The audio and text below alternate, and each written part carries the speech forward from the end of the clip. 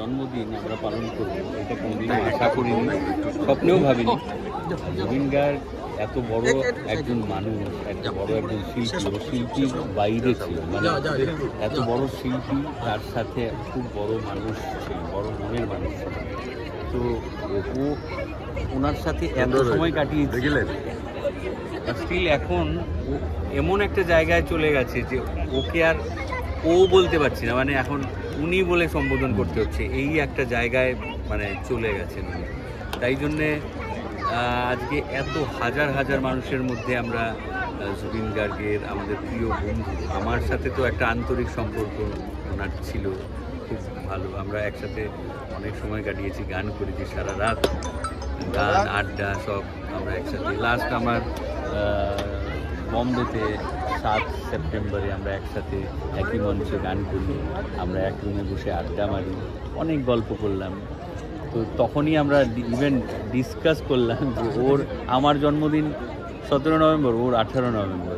তো এইসব নিয়ে আমরা কথা বলছিলাম। তো এটা মানে এখনও স্বপ্ন মনে হয় যে জুবিন গার্গ আমাদের ফিজিক্যালি, সশরীরে জুবিন গার্গ আমাদের মধ্যে নেই, কিন্তু এটা ভেবে ভালো লাগছে যে জুবিন গার্গ দেখিয়ে দিয়ে গেছে যে সারা আসাম শুধু নয়, সারা ভারতবর্ষ বা আন্তর্জাতিক স্তরেও জুবিন গার্গের ফ্যান্স রয়েছে, যারা জায়গায় জায়গায় জুবিন গার্গকে স্মরণ করছে, শ্রদ্ধাঞ্জলি দিচ্ছে এবং বড় একটা সেতু বন্ধন যেটা করেছে। নিশ্চয়ই আমি এটা এই প্রসঙ্গে আসতামই, কারণ আমার ডিউরিং মাই কম্পিটিশন, সারেগামাপা কম্পিটিশনের সময় প্রথমবারের মতো নর্থ ইস্ট এক হয়ে কাউকে সাপোর্ট করেছিল, সেটা আমি এই ভাগ্যবান।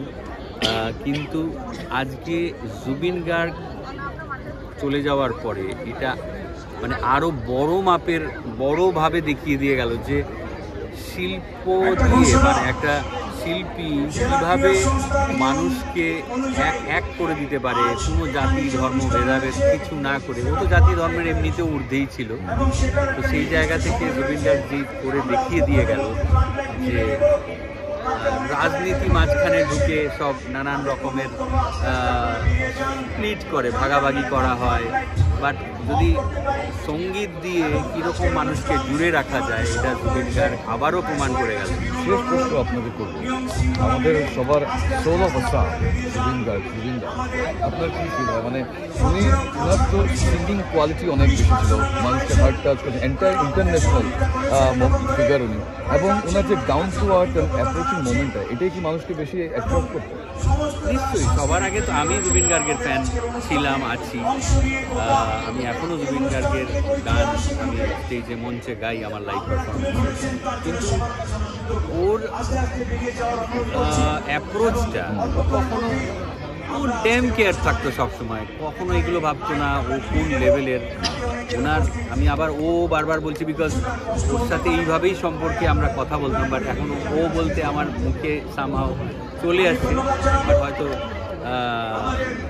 মানুষ এটা অ্যাকসেপ্ট করতে পারবে না, বাট আমি উনি বলেই সম্বোধন করছি যে জুবিন গার্গের যে একটা স্বতঃস্ফূর্ত নেচার, সবার সাথে যেখানে খুশি বসে খেয়ে নিতে পারতো, যেখানে খুশি চলে যেতে পারতো, যখন যা মন চায় তাই করে গেছে মানুষটা, রাজার মতো একটা জীবন যাপন করে গেছে। তো এই মানুষটা একটা ইতিহাস গড়ে গেছে।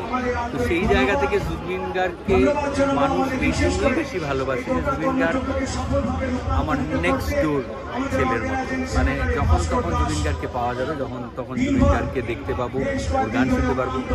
এই যে একটা ভালোবাসা, আন্তরিক মনের ভাব মানুষ প্রকাশ করছে, আর জুবিন গার্গ অলওয়েজ মানুষের জন্য অনেক করেছে। তাই জন্য জুবিন গার্গ শুধু শিল্পী নয়, শিল্পীর থেকে অনেক ঊর্ধ্বে। ধন্যবাদ দেবজিৎ জা। সাথে কথা বলা হয়েছে,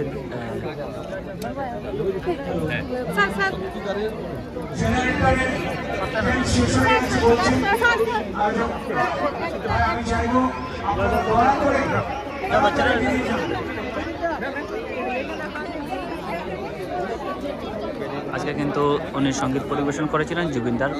ওনার সাথে ফটো ওঠার জন্য কিন্তু অনেক জনতা রয়েছেন, কিন্তু ওনার সাথে একটি সেলফি ওঠার জন্য ক্যামেরার সম্মুখে বন্ধু করলাম। ওনাকে ধন্যবাদ, ভিডিওটি শেয়ার করে দিন।